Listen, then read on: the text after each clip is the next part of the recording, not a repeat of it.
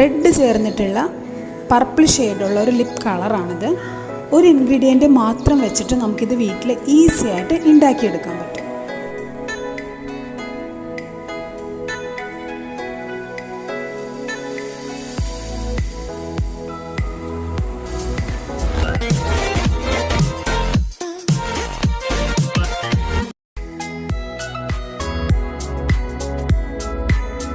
ഇത് നല്ല അത്യാവശ്യം വലിപ്പമുള്ള ബീറ്റ്റൂട്ടാണ്, നല്ല ഫ്രഷുമാണ്.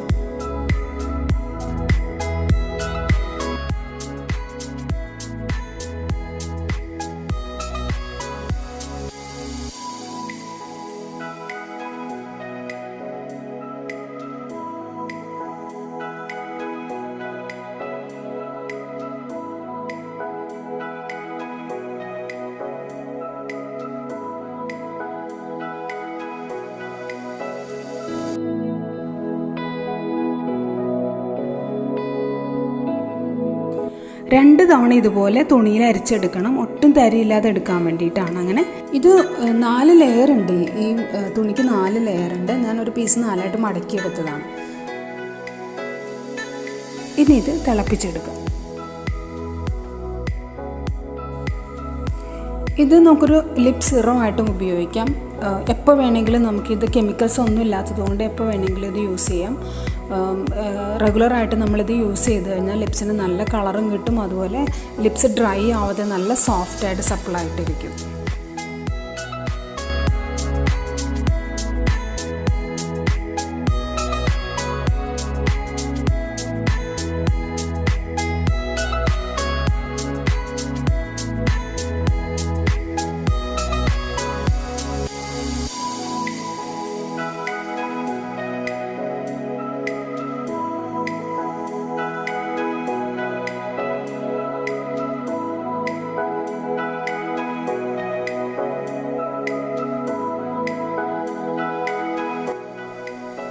ഈ ഒരു കൺസിസ്റ്റൻസിയിൽ എടുക്കുമ്പോഴത്തേക്ക് അങ്ങനെ ഒരു റെഡ് ചേർന്നിട്ട് ഒരു പർപ്പിൾ ഷെയ്ഡാണ്. നമുക്ക് കുറച്ചും കൂടി വേണമെങ്കിൽ ഇത് ഡ്രൈ ആക്കി എടുക്കാം. അപ്പോൾ അതിനൊരു ബ്രൗണിഷും കൂടി, ഒരു ബ്രൗൺ ഷെയ്ഡും കൂടി ചേർന്നിട്ടുള്ളൊരു പർപ്പിൾ ഷെയ്ഡായിരിക്കും. അതും കുഴപ്പമൊന്നുമില്ല. ഒരു 2 മണിക്കൂർ ഇതിങ്ങനെ ഇരിക്കട്ടെ. ഇതിപ്പോൾ കണ്ടോ, കുറച്ച് നേരം ഇരുന്ന് കഴിഞ്ഞപ്പോഴത്തേക്കും ഇത് കുറച്ചുകൂടെ ലിക്വിഡ് ഫോമായി. കെമിക്കൽസ് ഒന്നും ഇല്ലാത്തതുകൊണ്ട് എപ്പോൾ വേണമെങ്കിലും ഇത് യൂസ് ചെയ്യാം. ലിപ്സ് നല്ല ഹൈഡ്രേറ്റഡ് ആയിട്ട് സോഫ്റ്റ് ആയിട്ടിരിക്കാനും നല്ല കളർ കിട്ടാനും ഡ്രൈ ഒന്നും ആവാതിരിക്കാനും എല്ലാം ഇത് ഒത്തിരി നല്ലതാണ്.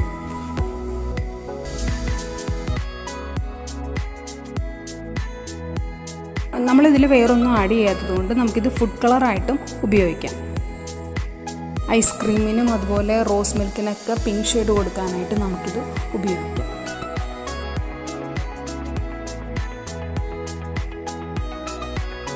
ഇനി നമുക്ക് ലിപ് ബാമിന് വേണ്ടി അല്പം നെയ്യ് എടുത്ത് ചൂടാക്കി അതിലേക്ക് ലിപ് കളർ ചേർത്ത് നന്നായിട്ട് മിക്സ് ചെയ്തെടുക്കണം.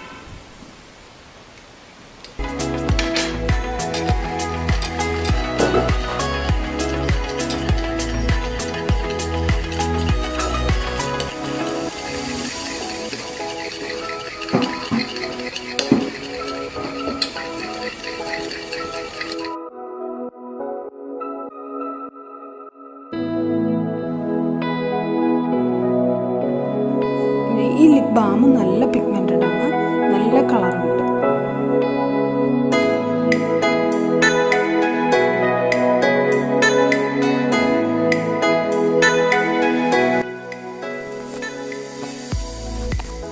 വീഡിയോ ഇഷ്ടമായാൽ എന്നെ സപ്പോർട്ട് ചെയ്യാൻ മറക്കല്ലേ.